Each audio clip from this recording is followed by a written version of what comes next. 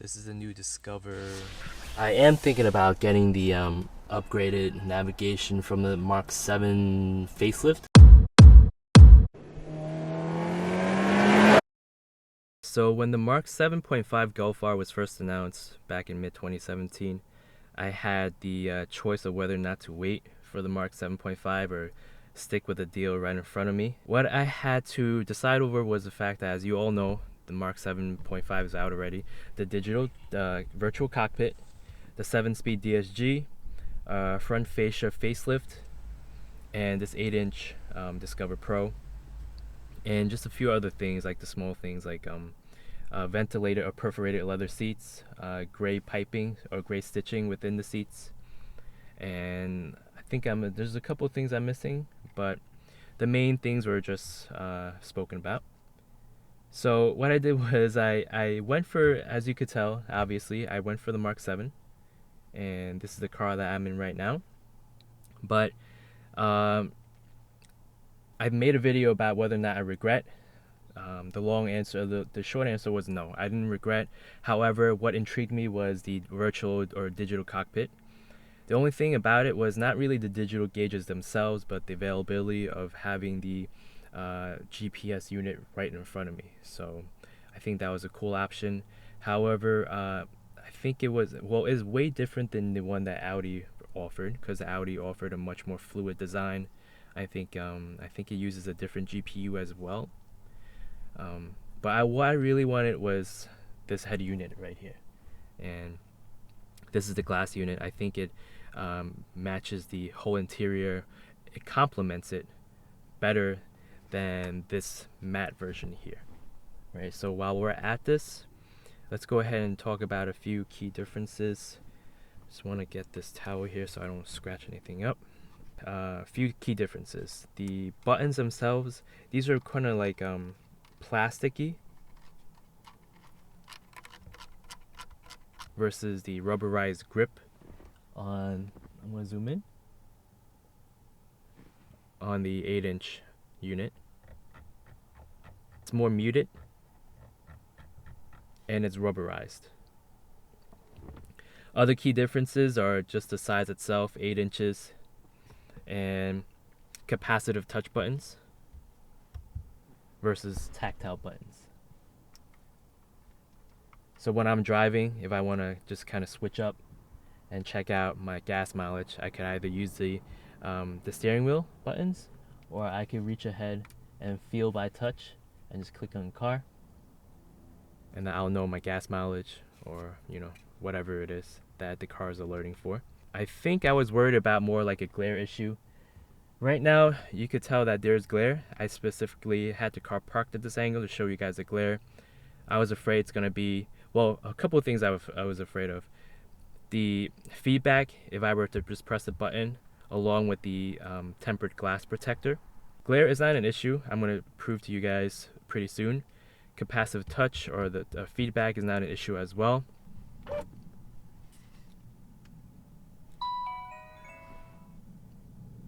couple of differences. I'm just going to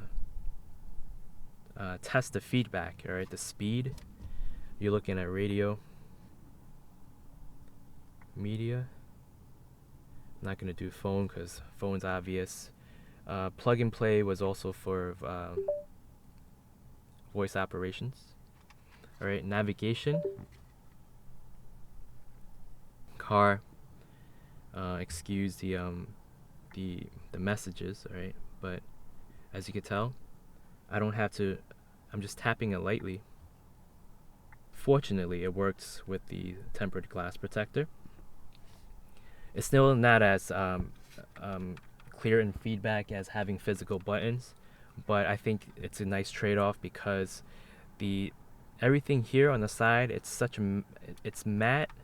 It's an off black, flat black look, so I don't think it complements or it meshes with the whole interior design, as well as this glass unit.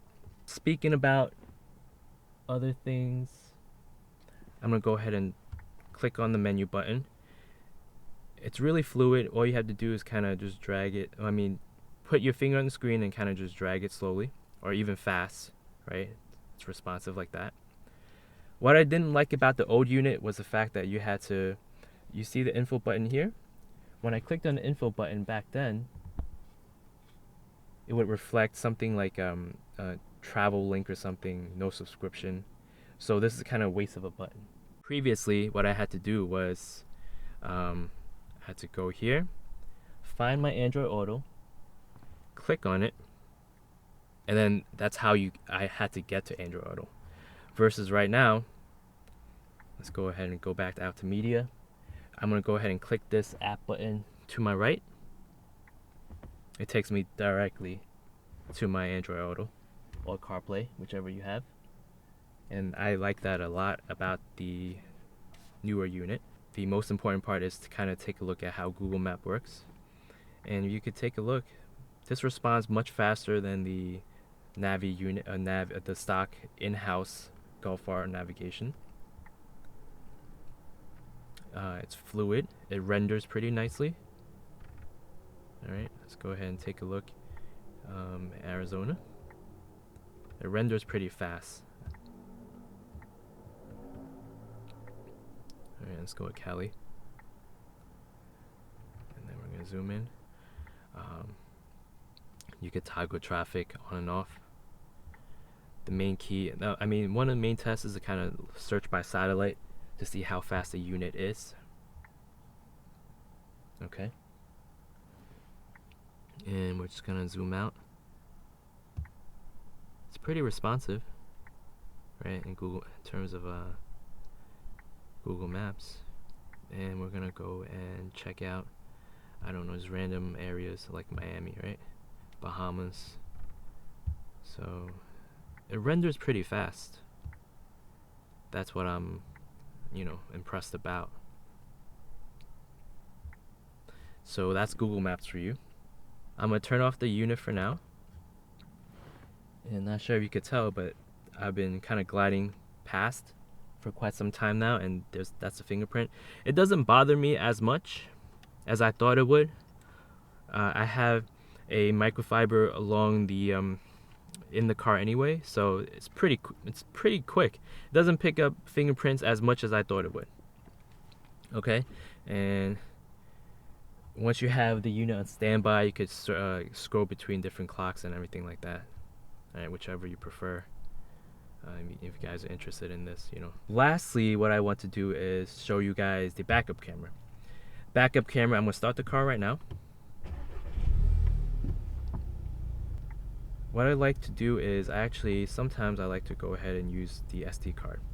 It sounds a little bit clearer, or maybe it's just me, it's a placebo effect. But let's go ahead and test out the camera.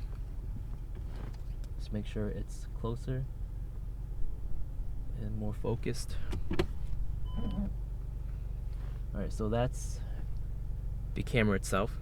Guidelines and everything are just it's part of the unit, the faceplate. You got your proximity sensors right here. And again, you got your options whether or not you want to play around with the contrast, brightness. But so far, glare doesn't look like an issue for me. Right off the bat, again, you could tell that it's a much bigger display option than this unit here. All right. Back up slowly.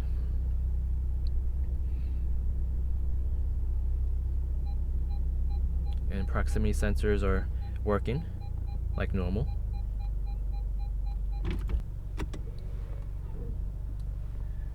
Yeah, it's fine to me. Glare is not an issue if you guys are worried about upgrading the unit.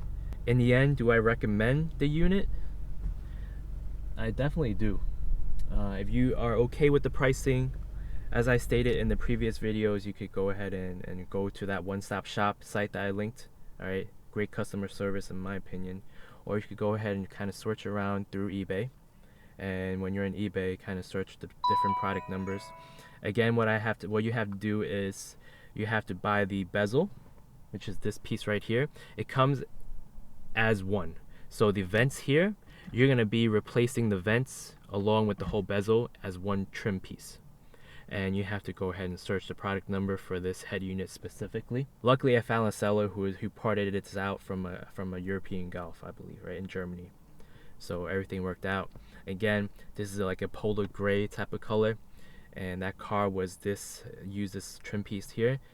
It fit the gloss black, so you don't have to. I didn't have to worry about that. It was kind of like a trial and error type of thing where I just got it. If it doesn't match, then my interior will be kind of off color, which I was okay with. Getting into that before I end the video, what I like to talk about is a couple of tips.